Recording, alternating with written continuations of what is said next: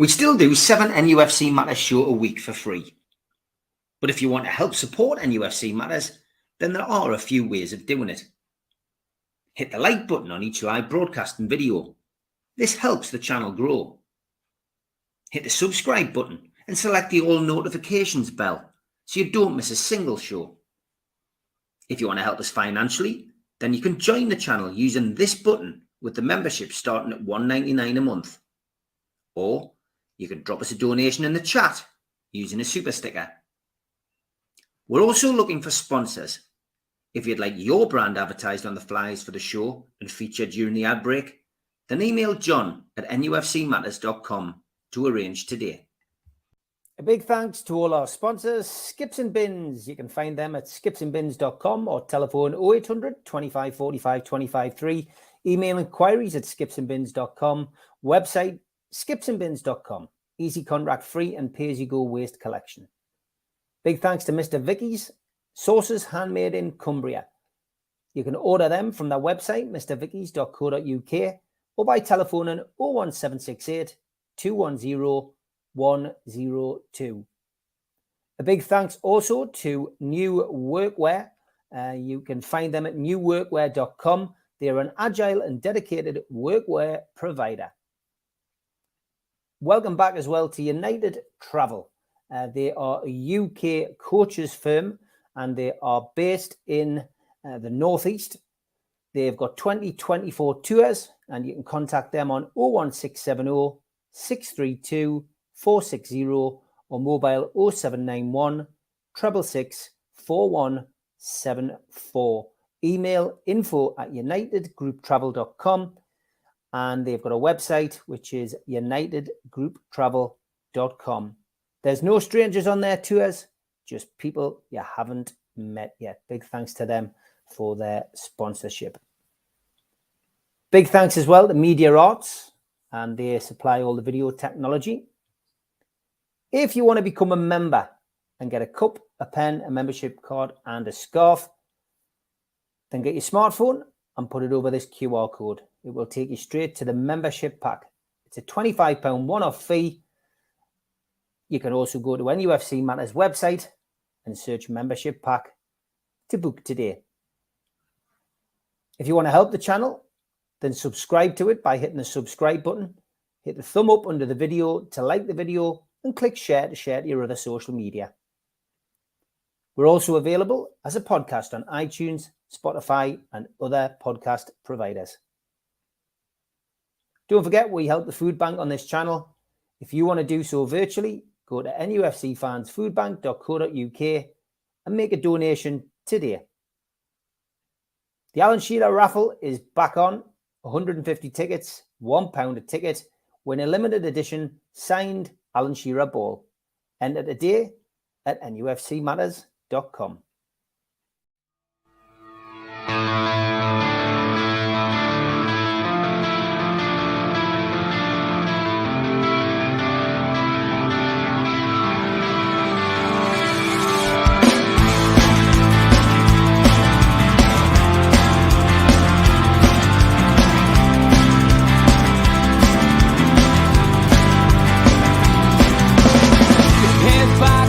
Critics attack. It feels like I've been talking to myself again. But it's the only way you're ever gonna learn. You look back and it's all in the past. I'm dwelling on the thoughts I cannot say to you. If I don't say the words, then maybe it's not true.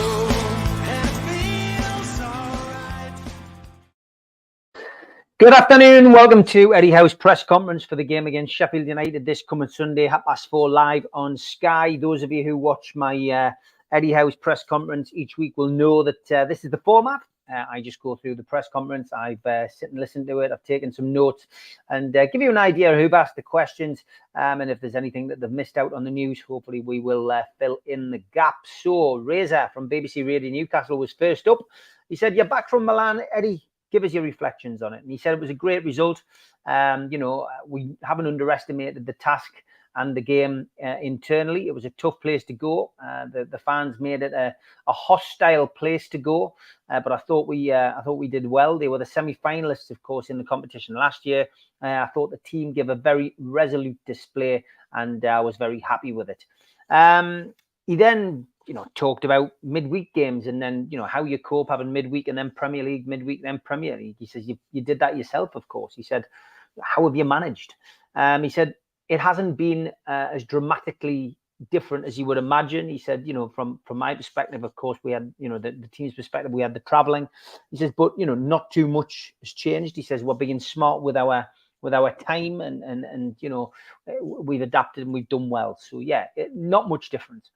Razor then asked him about Jacob Murphy. He said, seeing him in the team, he said that was a big call that you made. It was, what did you make of his performance, etc. And he said, look, Jacob was magnificent for us last year. He's a very reliable player. He's good going forward, and he's defensively very good. Razor then asked him if he'd seen the clip of him beaming away, smiling, as the Champions League music played. He said, yeah, I have seen it. I was sent it. And he said, it was great just seeing him sampling the moment and enjoying the moment, like a lot of our players did. There's quite a few players who were playing in the Champions League for the first time. So it was nice to see that video. Razor then said, let's look ahead to Sheffield United. What's your views on that game coming up at the weekend? He said it's going to be a difficult game. It's a tough place to go to any time of the year, any time of the season. He went, they're a good team. They're direct, they're physical, they've got athleticism, they're good on the counter-attack. And if we aren't at our highest levels, they can hurt us. We need a Brentford-type approach. I believe we approached that game well, and we got the result we deserved. Pretty much standard fare that for Eddie. When he's asked a question about opposition, he's not going to slate them. He's not going to say that they're not a very good team, and they've only got a draw this season out of their Premier League start. He's always going to be respectful. So, I know they've got to ask that question, but it always seems a bit of a waste of a question. But good questions as always from Razor. Keith Downey was next from Sky, asked how Sandro's been. It's obviously been an emotional week for him, returning to his former club. Eddie emphasised that he's still a young player. He said he got a lovely reaction from the Milan fans. He says, and that was recognition from them about what they feel about him. And he says, that's good for us because he's our player now. How well respected he is, from a team that he's just left. He said, yes, it was emotional for him, but, all the signs are that he's handled it very well. He can put that experience behind him now and move on. Keith then mentioned Nick Pope. He said he was man of the match, and rightly so. Do you think that his performances over the last two games are a response to him not being selected for England? He went, look, it's difficult for me to answer that question. You would need to ask him. He says, whenever I see him train, whenever I see him play, he puts himself forward to do more and more. He's a very highly driven professional. He gives everyone around him confidence. And I thought his distribution was excellent this week, as well as keeping 2 clean sheets. So vast praise heaped on his goalkeeper's shoulders from his gaffer. Keith asked him for team news. He paused. He went, I've had a bit of a blank moment. But he went, yeah, we're still missing both Joes. So Joe Willock and Joe Linton, as we know, both unavailable for selection. Keith asked him about Callum Wilson. Is he back to full fitness again after being, rested, not in the starting lineup for the Champions League? He went, look, we always have to manage Callum's load. We monitor his training. We want him available for every game this season. And we don't want him susceptible to injury. Of course, a lot of people would say that Callum Wilson, has injury issues and he's missed a lot of games whilst he's been at Newcastle. So I don't think anybody would argue about the way that they're managing Callum Wilson at the moment. And yes, he may not be happy if he's not starting every game, but, overall, it's the right way to do things. I think it's a good idea by Eddie Howe. He's certainly getting the best out of the player, and he's on a good run with goals. He then asked about the 2 Joes, any chance of them being available after the next international break? He went, look, Joe Linton will be back sooner than that. But Joe Willock, yes, definitely. It'll be after the October international break that we see Joe Willock back in contention. Andy Sixsmith was next. He says, you've had a crazy few days with the Champions League game in Italy. What will stick in the memory? He said, there isn't one moment that sticks in the memory. He says, the whole experience in general is something that I'll remember. He says the support we had, he says the thousands who went out there, they really did make a difference. It lifted us at times of the game. And he says, when we went over to see them, to see their faces and get their applause and how proud they were of our effort. He says, I'm pleased they had a good time. And he says, I'm pleased that, we've now got that experience out of the way. It's good. It's a good experience for the players, but now we can, feel more comfortable going into the next Champions League games. Andy then went back to the Murphy clip. He says, how did it feel for you being in the, a manager for the first time in the Champions League? He went, look, it was amazing for all the players. He says some of the players had already played in the Champions League, but others hadn't, and it was a massive milestone for them. He says, for me, I just treated it as another game. Maybe at the end of my career, I'll look back and, and say, wow, that was a moment. He says, but he says, it's all about the players. And he said, now that they've had that first taste of Champions League football, they need to, look at excelling on that stage now and winning on that stage now. That's the next benchmark for the players. What do you think it'll take to improve at that Champions League level, asked Andy? And will you be able to take going into those games into the Premier League and maybe, take what you've learned in Europe into the Premier League? And he went, yeah, look, he says, you learn technical tweaks, you learn new in-game moments. And yes, you can't take that into the Premier League. You learn about squad rotation because you have to rotate the squad. You can't play the same team every game. And you're going up against the best in Europe. So, of course, you're going to improve. And, of course, you're going to learn, new things. So you can take that into the Premier League, definitely. He then asked how much Sean Longstaff had been missed at the start of the season. Because obviously Sean was injured. He also mentioned Willock, but obviously who is yet to come back. He focused on Longstaff. He said, look, Sean's got unique qualities. He's got a good brain. He knows what we want to do technically and, tactically. He's a positive passer of the ball. He's got a great engine and he's good in transitions and he's a vital part of the team. Well, I mean, if he was writing a CV for him, you couldn't get any better than that, could you? Andy then asked, what have you made of Sheffield United start of the season? Well, again, they've only drawn one game. They've got 1 point. They've lost every other game. But Eddie isn't going to criticise them. And again, it felt like a wasted question after it had already been asked. It was just asked in a different way. He just said they're going to pose us problems. They're good athletes. You can't drop levels against teams, even, like Sheffield United. You've got to go in 100%. So that was the last question from Andy. Dawn Thulis from the BBC was next. She went, we know it's been a milestone for a lot of people. It's been a milestone for you, managing the Champions League. And again, he said, well, that's not how I see it. He says, it'll be one I look back on at the end of my career. I might see it as a milestone then. He says, but, when you're living the game like I am, you just treat it as a game. And it's a game that you want to win. I want to win every game. Dawn then said he seemed more animated on television in the Champions League than he does in the Premier League. And he said, well, that's not intentional on my behalf to be more or less animated. He says, I want to win every game the same. He says, but in some games, players might need you more or less on the touchline. So, if it seemed like that, then it wasn't intentional. She then asked, is it potentially going to be difficult going from a Champions League game against a team that was semi-finalist last season into a Premier League game against a team that is struggling? And is it difficult to find the kind of consistency to adapt to those games? And he went, yeah, look, you're right. It is difficult, regardless of who you're playing. It is hard, but ultimately for us, we just have to maintain levels of consistency. We have to aim to be the best we can, and the rest will take care of itself. How much rotation are you going to have? You've got Champions League, then you've got Premier League, then you've got Cup, then you've got Premier League. And he went, yeah, again, he had answered this previously, but he said, we can't play the same 11 in every game. So I don't want to make wholesale changes, but there will be tweaks as we go along in each game this week. Simon Bird was next from the written press, Daily Mirror. I quite like these questions today because a lot of fans have been saying, why aren't journalists asking about the midfield? Why aren't they asking about the midfield combination, etc.? And there's been a lot of talk about this. That we talked about it on the show, but there's a lot of chatter on it on social media and people in pubs, etc. Tonali, we haven't seen the best of him. How can he be improved? Was what Simon said. He says, I think the Aston Villa home game, we saw a very high level. And that was because he had a full pre-season behind him, 4.5 weeks of training and games, and he'd done some intense work. He says, since then, he hasn't been able to train much. He's had international breaks and he's also had an injury, which, you know, he had to deal with. But overall, he's adapting well. He's very stable and he's very committed. And it's as simple as that, really. That was his answer. Can him and Bruno play together? Was Simon Bird's next question. And he went, yes, they can play with each other. They're both top-level players and they both fit into the team structure.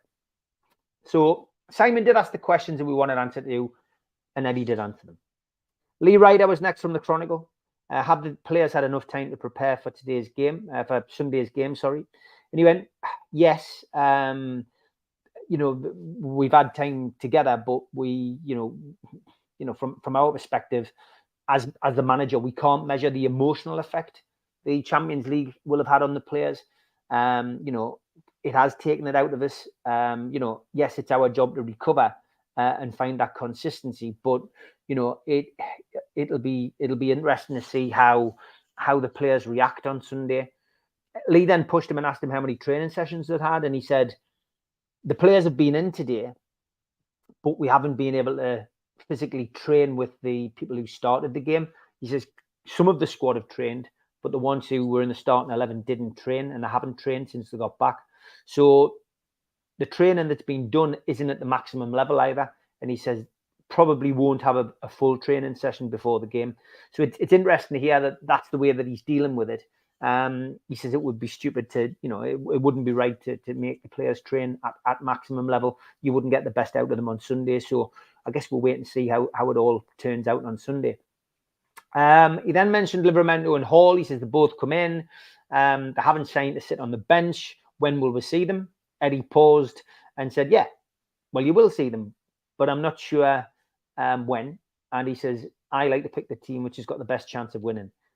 He says, Tino's got a tough battle because he's fighting with Trippier for a place in the team. And he says, Hall played no pre-season games. So, you know, he is working his way to that kind of level. So good answers. And again, good questions, I thought, from Lee today. Jordan Cronin asked why Dubravka wasn't involved in the Champions League game. Eddie just gave a one-word answer. He was two words. He's unwell. And that was it on that question. You know, and then said, look, you know, how are you going to cope? You've got a game on Sunday, then you've got the Cup, then you've got the Champions, then you've got like the Premier League, then you've got, you know, the next Champions League game. And he said, look, the priority is always the next game. You know, we just look at the physical well-being of the players. We take everything into account, and you know, that's how we pick the team. Craig Hope was next. He said, I've been looking at the stats, and Isak's only scored 1 goal in 12. He says, which I find quite surprising. And he says, I find stats can be misleading. He says, I thought he linked the play well against AC Milan. He said he has been feeling his knee slightly in the last few weeks, and we've been trying to manage that. He said, you know, but overall, I'm happy with the way that Isak has played. I think we can improve in the final third as well, he said. And he says, I don't think we'd quite knitted as well in the final third against AC Milan as we could have done collectively as a team, not just picking out Isak, which you know why he wouldn't do that.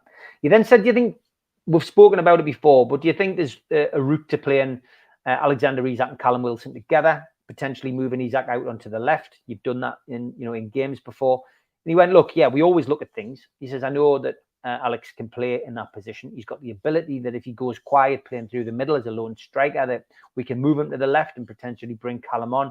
He says, but I pick what's best for the team, not what's best for the individuals. What is Sandro's best position? Asks Craig.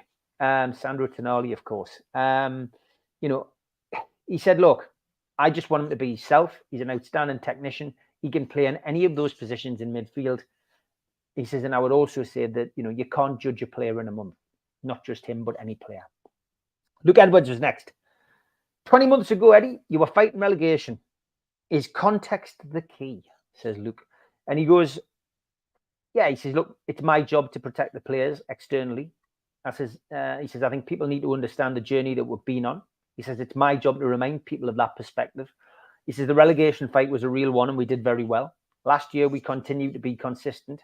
And this year's a new challenge. He says, and it's our job to take the pressure off the players. And that's what we intend to do. What were the problems and what are the problems being in Europe Or do you see them as problems? Are you trying to find positives? And he went, I see Europe and the journey in Europe as an opportunity to do some amazing things. He said there are some things that you need to find the solutions to, and we will work hard to do that. So, after that first trip, Eddie will clearly find answers to things which he didn't know the answer to, and I guess he'll be able to address that when he goes to Dortmund and PSG. Football moves quickly, says Luke. 3 defeats, and it was all doom and gloom. Then this week, you had a win against Brentford. You performed well in the San Siro and get a creditable draw. If you won this weekend, that would be a good week. And he went, yeah, he says, that's why this game is so important on Sunday.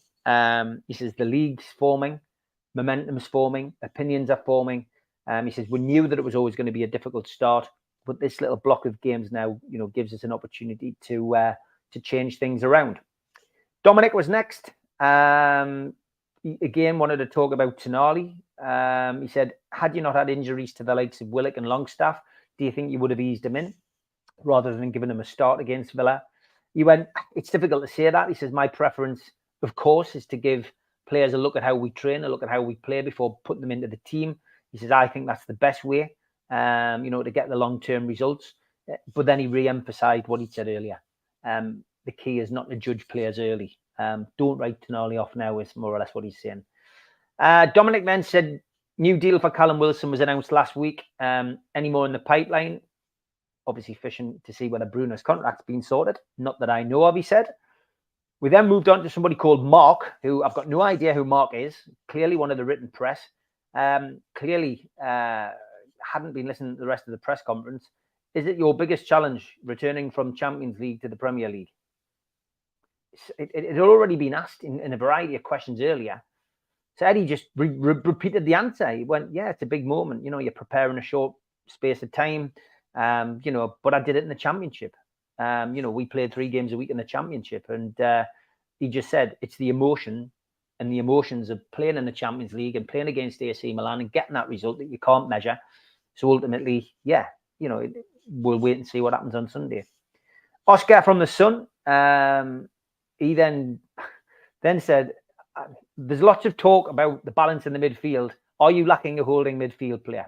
He didn't like that question, and he gave a short answer. No, not in my opinion. You didn't want to sign one in the summer, said Oscar from the Sun. I've got 3 players. I wouldn't want to sign a 4th. Is the midfield working now? There's areas for improvement, he said, but it's close to maximum. There's a constant need to improve daily in all areas. He says, we are missing the 2 Joes and the ability to rotate, other players in there. He says, but Elliot Anderson's there and he gives us a new dynamic. So overall, I think the midfield is very strong. So he didn't really like that line of questioning. And I think he's getting sick of the whole midfield conundrum questions. But, we did want, I guess as fans, a lot of people want him to answer the question. Now we know what his answer is. We've just got to trust in Eddie. Kieran is next. What will it take to get to last season's levels? He said, which, again, it's a question which is being asked on social media. People feel we're not the same as we were last season, but we've got Champions League football. We've had a tough start of the season. He said, look, potential's high. Confidence is an easy word to say, but it's a hard thing to find. He says the last 2 results will hopefully help our confidence and reignite our A game. We know we can improve. Great. Do you have to constantly evolve to stop being predictable? And he went, yeah, you do. But you have to take your time. You have to be careful not to lose your core strengths. He says, but I don't think we're at a stage where we, Newcastle United, are predictable. Jason was next. Are there any ways that you can assess the emotions you keep talking about? Which was a good question. He went, look, we're always talking to players. Players always want to play, but, it's our job, to assess whether they're too tired, emotionally, physically, and it's our job to make the decisions. But we're always talking to the players. Craig Hope the press conference was ended then by Lee Marshall. And then Craig Hope said, up. So we got a last minute question in, which then was, Kieran Trippier had his 33rd birthday today.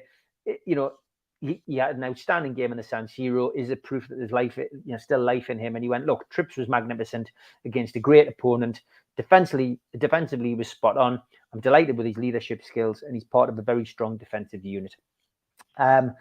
Craig then asked a question which I had to ask twice because Eddie didn't quite understand it. It was basically he says, has he said anything about you spending 30 million on a right back? And he went, no. He says, look, he's not that kind of player, you know, and he knows that we need a strong squad. But competition hasn't pushed him on to greater things. You know, he's just performing at his usual levels. He doesn't need competition to produce his best form. So no, he hasn't mentioned that. Lee Ryder then said the clean sheet in Milan must have been special for the goalkeeping coaching staff. Do you want to give them some credit? And he went, yeah. He says they do sterling work. He says got quite a big pool of keepers now, and we take pride in all the performances of all the keepers. And he says, and all of our staff are at a high level and are all doing a cracking job. Luke Edwards then jumped in last but not least and said, any contract extensions today? Because obviously last week they announced the whole Callum Wilson thing after the press conference, which clearly caused problems for the for the journalists because they didn't get the story until after they'd left. Once they'd filed their copy, and he went, I do get your tongue-in-cheek question, but not that I know of. So that was the end of the press conference. As always, ran about 30 minutes long. I hope that makes a little bit of sense to it. Good evening good morning to Kevin. He's in Lakeland, Florida. And Les, hi. Cannot honestly grasp the criticism of Tonali since Tuesday, 5 games in, and he clearly gives his all in my opinion. He was emotionally and physically spent when he was subbed. Everything Eddie asks for. Looking at Eddie's body language in the presser and Emery's today, Emery looks like a beaten man, unlike Eddie, who looked motivated by his team's performance. Great stuff, Les. Thanks for tuning in. Thanks to everybody for watching. Give this a like and give it a share, please. Let's get the message out that we do these videos. I will be back live at 5 o'clock with George, with Neil, and with Steve, Andre, and Scunny Mag with the 3 amigos. See you then.